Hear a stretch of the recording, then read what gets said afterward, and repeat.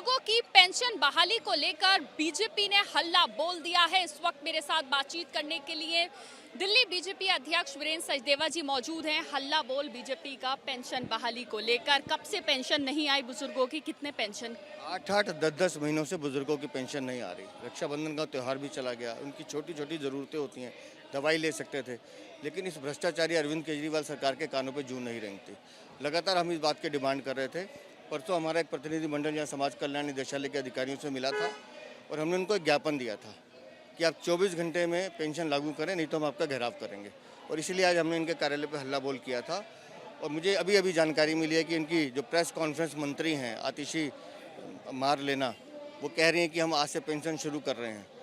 तो अगर ये सरकार हमारे हल्ला बोल से ही जागती है तो हम ऐसे हल्ला बोल रोज़ करेंगे, क्योंकि हमें तो दिल्ली की जनता की आवाज़ उठानी है।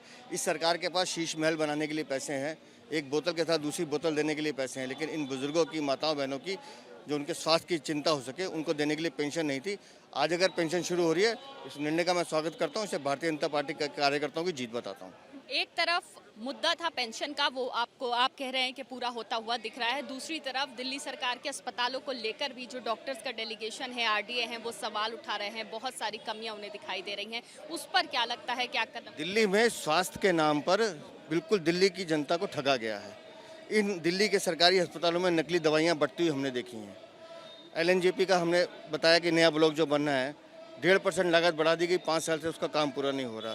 सुविधाएं हैं नहीं, ICU के सेंटर बंद पड़े हैं, लोगों का ट्रीटमेंट होता नहीं है, 4-4 साल की तारीख दे रहे हैं। ये सिर्फ स्वास्थ्य क्रांति की बात करते हैं, वो क्रांति नहीं, भ्रांति है। इस दिल्ली की सरकार का सिर्फ एक काम है, प्रेस कॉन्फ्रेंस करना, प्रचार करना, विज्ञापन देना, लेकिन दिल्ली की जनता को सुविधा नहीं देते हैं। जल जमाव लगातार बारिशों के बाद दिल्ली में देखा जा रहा है। करंट लगने से कई लोगों की मौत हो रही है। मिंटू रोड पर भी हमने देखा, अब से कुछ दिन पहले बारिश होती है, ऑटो फंस जाता है, पानी बहुत ज़्यादा हो जाता है। बावजूद इतनी प्रदर्शन के बावजूद, इतने कहने सुनने के बाद, क्यों दिल्ली की व्यवस्था ठीक नहीं हो पा रही? क्यों MCD सही रूप से नहीं चल पा रही? MCD हो या दिल्ली सरकार हो, PWD हो, इनका जल बोर्ड हो, ये सब भ्रष्टाचार के अड्डे हैं और दिल्ली की सरकार इस भ्रष्टाचार का मूल कारण है।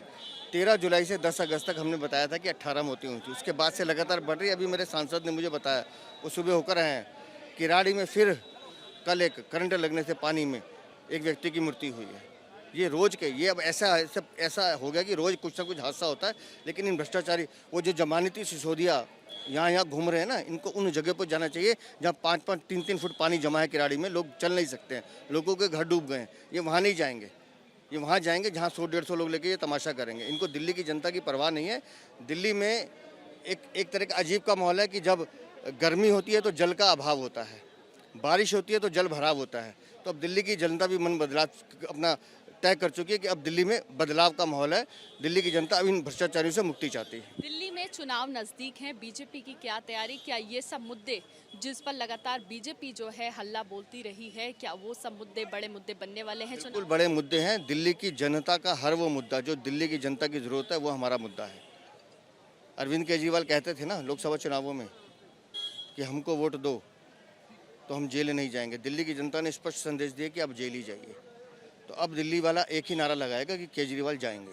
बहुत शुक्रिया बात करने के लिए। तो आपने सुना दिल्ली बीजेपी अध्यक्ष वीरेंद्र सचदेवा, जिनका आज हल्ला बोल, एक बड़ा प्रदर्शन बुजुर्गों की पेंशन बहाली को लेकर था, वो फिलहाल खत्म हुआ है। और ये प्रदर्शन खत्म होते होते उन्होंने कहा कि अभी उनके पास सूचना आई है कि जल्द ही जो आम आदमी पार्टी है वो पेंशन बहाली करेगी बुजुर्गों की। इसके साथ ही कई और मुद्दों पर भी जमकर बीजेपी की तरफ से आम आदमी पार्टी को घेरा गया और ये कहा गया कि दिल्ली की व्यवस्था ठीक नहीं है, भ्रष्टाचार बहुत ज्यादा है।